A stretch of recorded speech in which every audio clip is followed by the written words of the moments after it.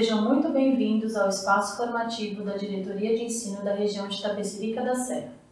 É com grande satisfação que eu faço a abertura da nossa primeira TPC, que foi elaborada com muito carinho e muito cuidado pela nossa equipe de PCNPs. Para essa semana, as 3 áreas de conhecimento utilizarão o mesmo vídeo. E antes de iniciar a pauta, os nossos PCNPs farão uma breve apresentação para que todos possam conhecê-los. Aproveito a oportunidade para convidá-los a participar da nossa equipe. Logo sairá um novo edital com as vagas de língua portuguesa, matemática, educação especial, educação física, tecnologia, ciências e biologia. Aguardamos as inscrições de vocês. Desejo a todos um excelente ano letivo e que tenham um ótimo TPC.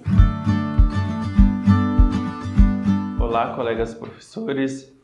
Meu nome é Reginaldo, sou PCNP de Filosofia. Estou retornando agora para a Diretoria de Ensino de Itapecerica. Eu trabalhei aqui já há algum tempo, né? Trabalhei por mais ou menos 8 anos aqui na DE como PCNP.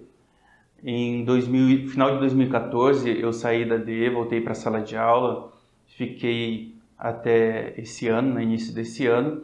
Então, estou retornando para poder contribuir com a minha experiência, com a minha formação e também aprender com os colegas e aprender com vocês. Tá? Então, eu gostaria de agradecer, né, essa oportunidade de aprendizagem e também acolher todos vocês, tá certo? Porque, afinal de contas, nós somos colegas, parceiros, e o importante é um aprender com o outro, um crescer com o outro. Olá, eu sou Veridiana, nova PCNP de Física aqui na DE de Itapecerica da Serra. Sejam todos bem-vindos, estarei aqui para auxiliá-los. Olá a todos, meu nome é Isabel, eu sou professora da Rede Pública de Ensino. Estou trabalhando agora na Diretoria de Ensino como professora coordenadora no Núcleo Pedagógico para trazer as temáticas referentes à geografia, trazendo minha experiência e contando com a experiência de vocês para que juntos possamos construir uma geografia mais dinâmica, democrática e justa. Olá, sou a professora Luciana, PCNP de Língua Estrangeira Moderna. Vou continuar este ano com vocês. Estou aqui para contribuir, fazer parcerias, pode contar comigo. Olá a todos, eu sou o Wagner, trabalho na diretoria aqui já tem um bom tempo. Comecei como PCNP de arte e há uns 4 anos mais ou menos eu assumi como PCNP de tecnologia. Esse ano estou voltando para a arte e espero poder voltar a trabalhar com formação, que é uma coisa que me agrada bastante, e sem deixar essa pegada de produção audiovisual aqui dos vídeos da diretoria. Então espero que a gente possa trocar bastante experiência e construir muita coisa legal juntos. Olá, sou Eliane Pires, PCNP dos anos iniciais.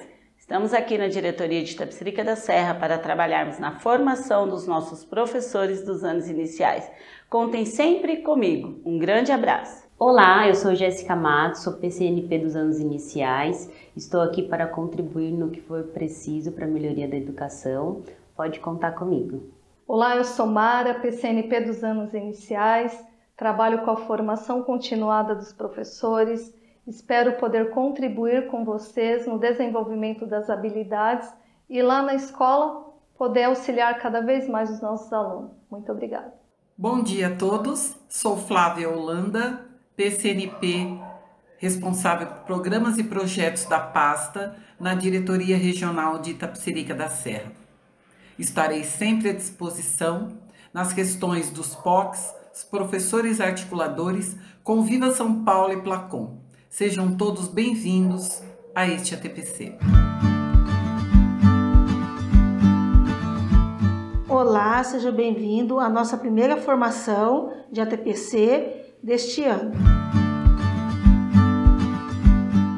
Temos como objetivo promover significação em termos utilizados com constância pela SEDUC, metodologias ativas, protagonismo juvenil dos estudantes, ensino híbrido, projeto de vida em consonância com nomenclaturas comuns no meio pedagógico, zona de desenvolvimento proximal, aprendizagem significativa e as inteligências de Gardner, refletir referente às características do público-alvo da SEDUC, buscando adequar a prática pedagógica com as necessidades do século XXI, fomentar a realização das boas práticas pedagógicas, tendo em vista o protagonismo do estudante, discutir sobre as diferentes formas de aprendizagem e subsidiar a compreensão de termos pedagógicos dentro da realidade escolares diversas.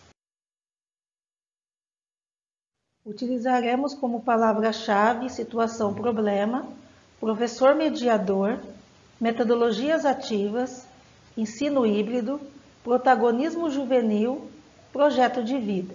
Como atividade de hoje, nós teremos a abertura da nossa pauta. Atividade 2, um vídeo de sensibilização, Ensina-me a viver. Atividade 3, um momento de reflexão.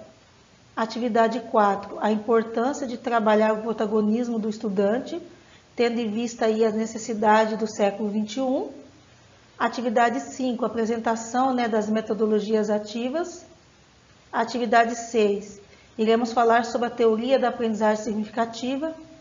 Na atividade 7, faremos algumas perguntas disparadoras. Na atividade 8, sistematizaremos aí para vocês os temas abordados na formação. E na atividade 9, avaliação da formação. Na atividade 2, iremos ver o vídeo de sensibilização Ensina-me a viver.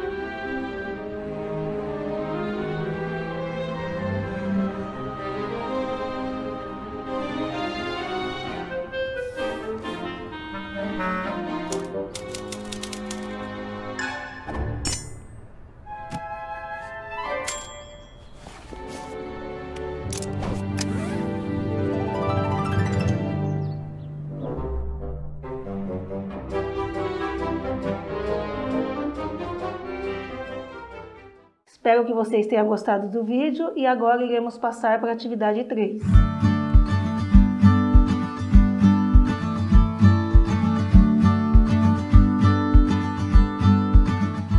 Deixe a sua contribuição no comentário do nosso vídeo e para isso vocês têm 5 minutos.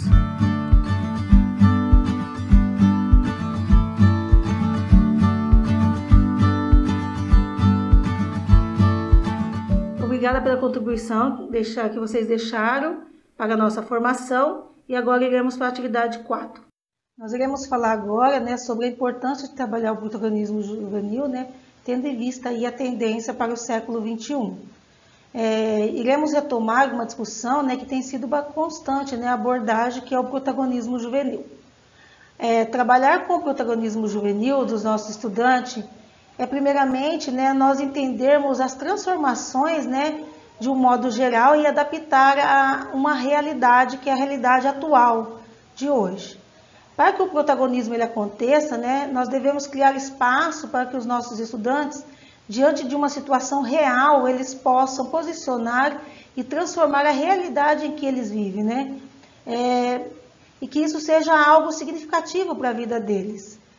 Então, oferecer novas possibilidades de ensino e aprendizagem para que eles possam desenvolver autonomia e na construção do conhecimento. E que sejam capazes também de pesquisar, compreender, expressar seus conhecimentos e assim atingir o seu projeto de vida. E também o que esperamos é que nossos alunos eles sejam autônomos, solidários e competentes. Autônomo, para que eles sejam capazes de avaliar e decidir, baseado nas suas crenças, valores e interesses. Solidário, para que ele seja capaz de envolver como parte da resolução e não do problema, para que ele tenha empatia, sabe lidar com o outro, com os problemas do outro, respeitar o outro. E a competência, que a gente tanto espera aí, é preparar nossos alunos para que eles compreendam as exigências, do novo mundo, do trabalho, e assim estar apto à aquisição das habilidades específicas e requerendo assim o seu projeto de vida. Agora, para dar continuidade da nossa formação, eu deixo vocês com a PCNP Isabel. Muito obrigada, Luciana. Neste momento falaremos sobre as metodologias ativas, que são métodos para que o aluno tenha a postura mais ativa em sala de aula. Para isso, o professor age como mediador da aprendizagem deste aluno. As metodologias ativas são métodos de ensino para o aluno ter uma postura bem ativa em relação à sua aprendizagem. São tarefas que incentivam essa postura ativa em relação ao seu processo de ensino-aprendizagem. As metodologias ativas elas estão no foco recentemente, só que já faz bastante tempo que o Paulo Freire e o Anísio Teixeira já vem trabalhando esse tipo de metodologia, E são aspectos muito positivos gerados pela metodologia, então assim, tem partes muito bacanas em relação a esse tipo de trabalho. A promoção de melhores resultados, o ensino é desafiador. É importante que o professor que vai utilizar esse tipo de metodologia traga ao aluno o que é isso e a postura que ele deve ter ao modo de trabalho. O aluno consciente do seu processo de ensino-aprendizagem, ele sabe e conhece o seu projeto de vida. Facilita bastante a atuação docente em sala de aula. Esse método ele coloca o professor como um mediador. Ele promove a autonomia do estudante e essa autonomia que a gente traz, ela foca no protagonismo, que é o que a professora Luciana falou anteriormente. Então, assim, a metodologia ativa, o professor como mediador, é uma complementação do que a gente está buscando, que é o aluno protagonista. E o que é este ensino híbrido? Na metodologia de ensino híbrido, que é um outro tipo de trabalho, mescla o online com o offline. Mas não trata-se somente de oferecer a tecnologia para o aluno. É uma forma de ensinar utilizando ferramenta complementar ou ferramentas complementares, A pandemia ela evidenciou esse tipo de trabalho, principalmente com o uso da tecnologia. O uso de ferramentas para reuniões online, as formações do próprio centro de mídias, Isso foi evidenciado pra caramba dentro do processo pandêmico. Necessário mesclar de modo positivo e, assim, tendo maneiras de personalizar a atuação docente. Quando você mescla, você personaliza o seu tipo de trabalho. E dentro dessa metodologia, temos formas distintas de trabalhar. Entre elas, o laboratório rotacional, que é o ir e vir entre a sala comum e o laboratório de informática. Temos um método de rotação individual, que aí o professor direciona alunos específicos para necessidades específicas e pontos específicos dentro desse processo de ensino-aprendizagem, conforme essas necessidades mostradas ao longo do processo de trabalho. Rotação em estações, a sala dividida em cantinhos do saber, isso é muito utilizado na educação de alunos mais jovens, né, que podem ter ferramentas tecnológicas, experimentos, livros, nisso o professor vai direcionando esse tipo de trabalho. O professor necessita ter racionalidade sobre as habilidades e os resultados. O Vygotsky ele já dizia que todo aluno tem coisas que ele já sabe, que é o nível de desenvolvimento real, e também todo aluno tem o potencial, o que ele consegue ir além se ele for mediado, né, que aí é a chamada da zona de desenvolvimento proximal. Continuando na formação, temos a pirâmide do aprendizado. Ela foi criada por William Glasser, um psiquiatra estadunidense, que ele fez algumas análises sobre aprendizagem e comportamento humano. Então, depois de 2 semanas sobre um processo explicativo de qualquer situação ou construção ou atividade de sala de aula, depois de 2 semanas nós lembramos somente de 10% do que lemos, 20% do que ouvimos, 30% do que vemos, 50% do que vemos e ouvimos, 70% do que falamos e 90% do que falamos e fazemos, né? Então, na verdade, quanto mais ativa é a postura do educando, a postura do aluno, maior quantidade de aproveitamento em relação à aprendizagem nós temos. No início do século XX, a inteligência ela era medida através do teste de Binet. E, na verdade, a gente tinha a evidencialização, a evidência de que somente a inteligência matemática e linguística ela era válida. Eram essas inteligências que eram analisadas nos processos de aprendizagem. Mais tarde, analisando a heterogeneidade das pessoas, a gente tem já o surgimento da teoria das inteligências múltiplas de Gardner, que contempla uma maior quantidade de inclinações. Então, assim, é um tipo de aprendizagem, é um tipo de olhar para a educação muito mais democrático. Então, eu tenho alunos que têm uma grande habilidade musical, ou corporal sinestésica, ou mesmo lógico-matemática, a própria linguística que permanece nessa análise, a espacial, a interpessoal, a intrapessoal e a naturalista. Na verdade, a gente tem aqui um fortalecimento do que é a diversidade no mundo, do que é a diversidade das pessoas. Continuaremos a nossa formação falando de aprendizagem significativa com a PCNP Veridiana. Como a Isabel mencionou, a teoria da aprendizagem significativa de David Ausubel, em mais ou menos 1960, meados de 1960, 1963, é uma teoria onde as ideias que são expressas simbolicamente, elas interagem de maneira substantiva e não arbitrária, não aleatória com aquilo que o aprendiz já sabe. É muito relevante na aprendizagem significativa o conhecimento prévio do aluno, que David Ausubel chama de subsunsor.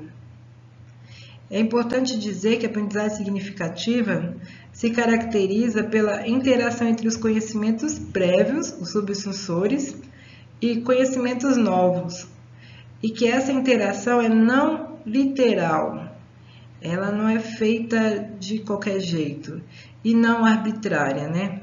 Ela não literal por não ser ao pé da letra, e não arbitrária por não ser feita aleatório. Nesse processo, os novos conhecimentos adquirem significado para o sujeito e os conhecimentos prévios adquirem novos significados ou uma maior estabilidade cognitiva.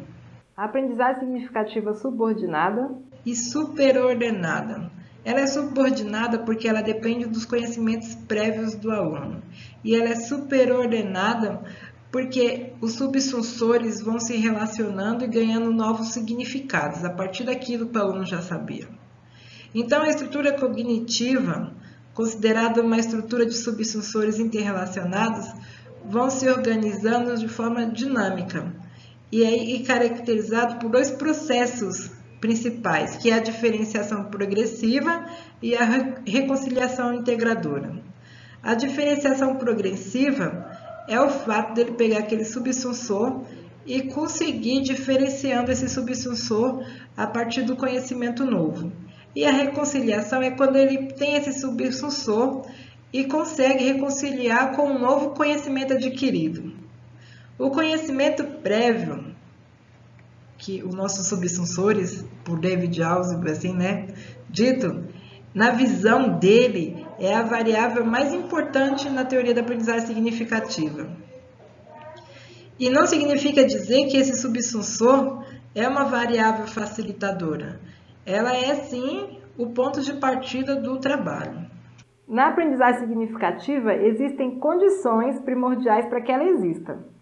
A primeira delas é que o material da aprendizagem deve ser potencialmente significativo. A segunda, o aprendiz tem que ter a predisposição para aprender. Ele tem que querer aprender. Então, continuando, as condições para a aprendizagem significativa, o primeiro item, o material de aprendizagem tem que ser potencialmente significativo. Por que potencialmente significativo? Porque o material não é significativo, o significativo é da pessoa.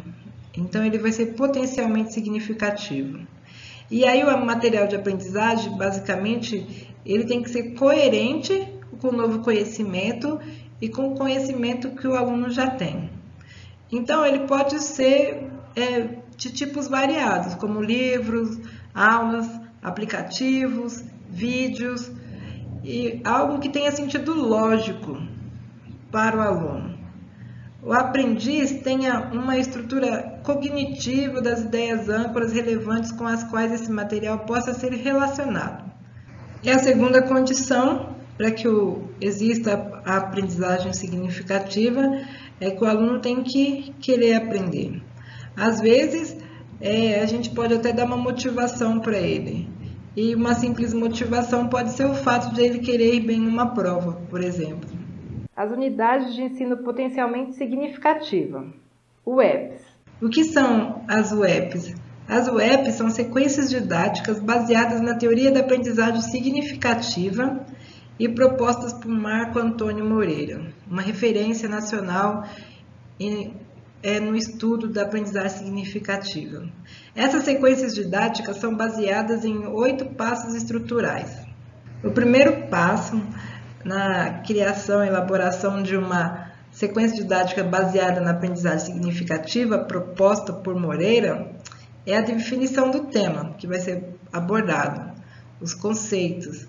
Os tópicos a serem abordados devem explicar como as informações serão declaradas para posteriormente servirem de base para a construção dos conhecimentos. Aqui nada mais é do que você vai definir o seu tema, o que você quer trabalhar. O segundo passo é a investigação do conhecimento prévio, elaborar situações que visem a explicação da estrutura cognitiva relevante. O terceiro passo são situações problemas introdutórias. Utilizando estratégias diversificadas, simulações computacionais, vídeos, exemplos do cotidiano, entre outros, o que você acha melhor, para dar sentido aos novos conhecimentos. Então, a partir do conhecimento prévio, que já foi levantado, analisado, estimular as situações de problema introdutório. Quarto passo, a diferenciação progressiva. Deve-se partir de conhecimentos mais gerais para os mais inclusivos. É aquela coisa de dar um prosseguimento aos conhecimentos prévios para conseguir chegar nos novos conhecimentos. O quinto passo, a complexidade. Então, aqui já são atividades que têm um pouco mais de complexidade já a partir daquelas mais fáceis, né? Então, fica assim, estruturar os conhecimentos através da apresentação de novas situações, problemas em um nível mais alto de complexidade. Estimular a diferenciação e a abstração. Sexto passo, reconciliação integrativa. Retomar as características essenciais dos conteúdos através da apresentação de novos significados. O sétimo passo é a avaliação. Registrar ao longo da intervenção todos os possíveis indícios de evoluções conceituais, denotando aprendizagens significativas. Então, aqui na avaliação pode ser uma avaliação contínua.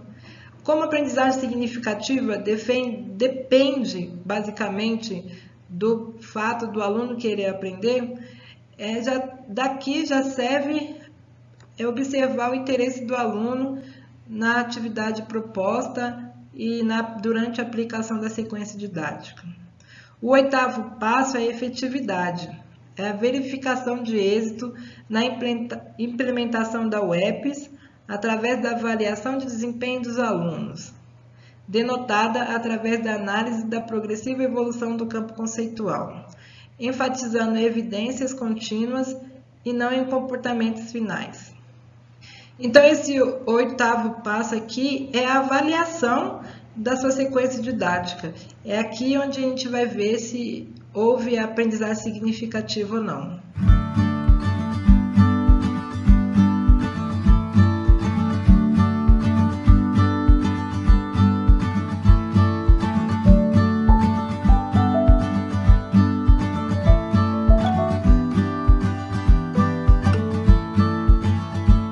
A partir de agora, vocês ficarão com o professor Reginaldo Franco. Obrigado, professora Veridiana. E agora a gente passa para perguntas disparadoras sobre o que é o projeto de vida e sobre o ensino híbrido. Para tanto, vocês deverão responder 2 questões fundamentais. O que é o projeto de vida?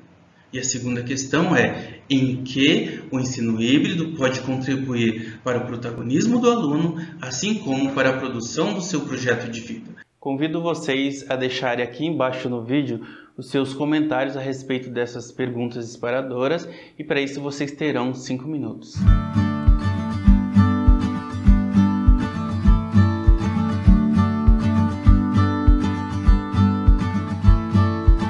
É importante nós, professores, considerarmos que a reflexão sobre a prática é algo fundamental no nosso fazer pedagógico em sala de aula. A professora Isabel Alarcão, em seu livro Professores Reflexivos em uma Escola Reflexiva, deixa isso muito claro, não é? Os nossos alunos, eles estão muito bem antenados com as novas tecnologias, com as demandas da sociedade atual, com a cultura produzida nessa nossa sociedade. Por isso, a necessidade de refletirmos sobre a prática para corrigirmos os rumos de nossas ações em sala de aula e atender a essa demanda. E assim a gente vai ser o facilitador para que o aluno seja o protagonista da produção do seu conhecimento. É importante também, então, que nós consideremos que a aprendizagem do aluno é algo ativo. Essa aprendizagem ativa do aluno, ela não pode ser produzida, essa aprendizagem ativa não pode ser produzida com ferramentas inadequadas. Por isso essa reflexão sobre a prática é importante. Então, quando a gente fala que a aprendizagem do aluno ela é ativa, é porque o aluno ele é um ser pensante. É uma obviedade falar isso, mas o aluno pensa, o aluno reflete, o aluno produz, o aluno escreve, o aluno lê, ou pelo menos a gente deve propor que o aluno faça isso, não é mesmo? E para propor que o aluno seja um protagonista na sua aprendizagem, nós, professores, nós também devemos nos colocar como protagonista.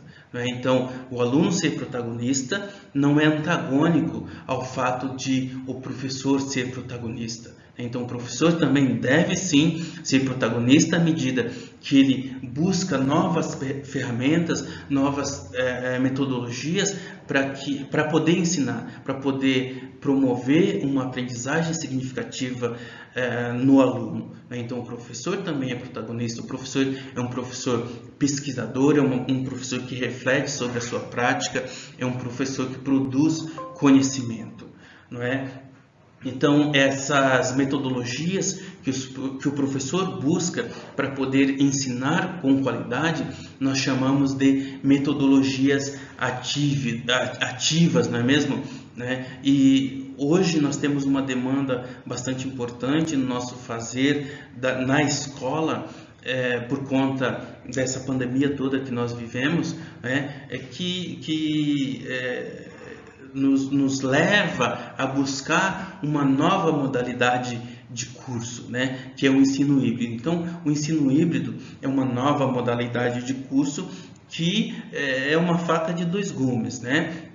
Que ele pode ser tanto positivo como uma ferramenta, né? Ele pode ser tanto positivo quanto negativo, né? Ou melhor, a gente pode traduzir o ensino híbrido como uma ferramenta neutra que cabe a nós, professores, fazer com que essa ferramenta seja positiva. Então, o ensino híbrido, ele amplia o espaço de aprendizagem.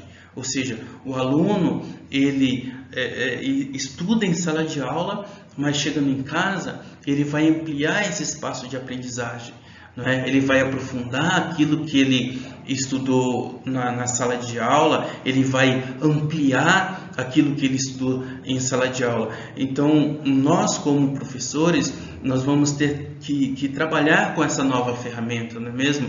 E para trabalhar com qualidade com essa nova ferramenta, nós vamos ter que buscar condições para poder promover esse ensino de qualidade através dessa nova ferramenta. Então, vamos ter que promover uma aprendizagem ativa, né? Vamos ter que promover uma atividade significativa, vamos ter que promover o protagonismo no aluno, né? Com essa nova ferramenta, e para tanto nós também vamos ter que ser protagonistas, vamos ter que ser professores, estudantes, pesquisadores e professores que propõem coisas novas. Chegamos ao final da nossa formação. A avaliação de vocês é muito importante para corrigirmos os rumos e trazer sempre uma formação de melhor qualidade para vocês. Obrigado a todos.